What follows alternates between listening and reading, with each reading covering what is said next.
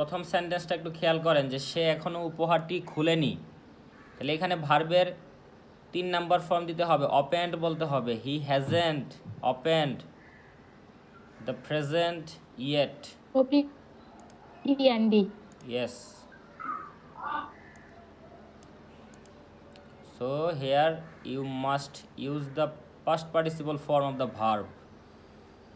এখানে opened হবে, opened. বুঝতে পারছেন? বুঝতে পারছি। পরে কি লিখছেন যে তারা এইমাত্র তাদের রাতের খাবার খেয়েছে। They have just finished their dinner. এটা ঠিক আছে। এখনো বৃষ্টি থামেনি। They have just finished their dinner. এই যে এখনো It hasn't stopped এখনো বৃষ্টি raining. থামেনি, এটা আবার দুইভাবে লেখা যায়। যদি আপনি রেইনটাকে যদি সাবজেক্ট ধরেন যে, তাহলে কিন্তু আবার আপনার এটাকে পেসিভ করতে হবে যে rain hasn't been stopped yet. আর আপনি যেভাবে লেখছেন এটাও ঠিক আছে যে ইট হ্যাজেন্ট স্টপড।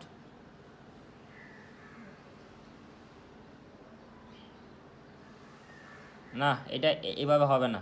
ইট হ্যাজেন্ট স্টপড রেইনিং ইয়েট, এটা জানি কেমন কেমন লাগে।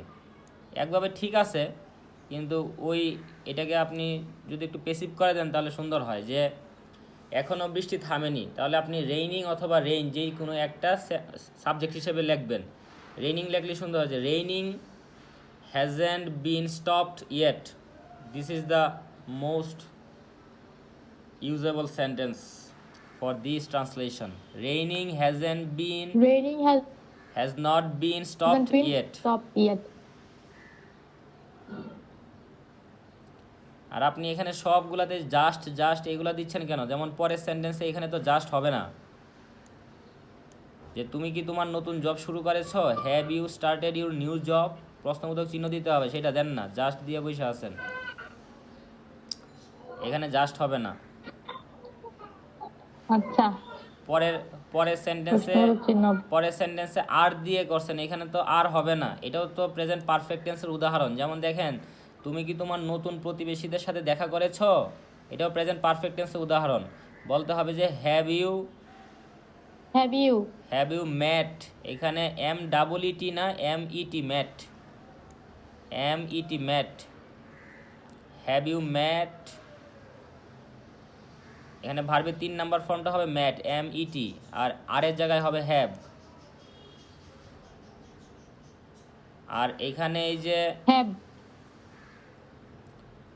Meet up, have you met up with your new neighbour. দেখেন এখানে যদি আপনি আপ দেন তাহলে উইথ দিতে পারবেন, আর না হলে কিন্তু শুধু মিটের সাথে বা ম্যাটের সাথে কখনো উইথ হয় না। আচ্ছা, নর্মালি মিটের সাথে উইথ হয় না। যেমন আমি আপনার সাথে দেখা করব, আই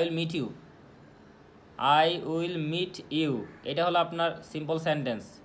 এখানে আপনি কোনো উইথ দিতে পারবেন না। আর যদি এখানে আপ দেন পরে উইথ দিলে ওই রকম ভুল নাই।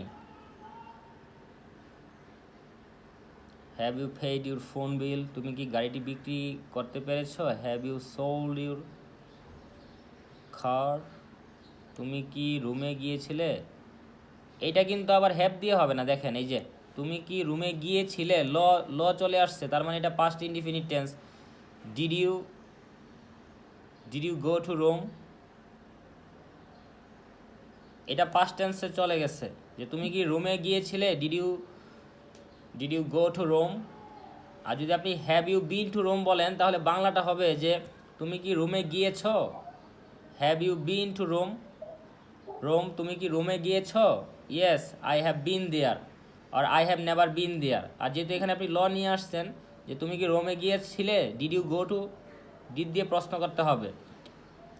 যেমন পরের সেন্টেন্সের বাংলার সাথে কম্পেয়ার করেন যে তুমি কি কখনো জাপানে গিয়েছো আর গিয়েছিলে, দুইটা কিন্তু সেম টেন্স না, একটা প্রেজেন্ট পারফেক্ট আর হলো পাস্ট ইনডিফিনিট।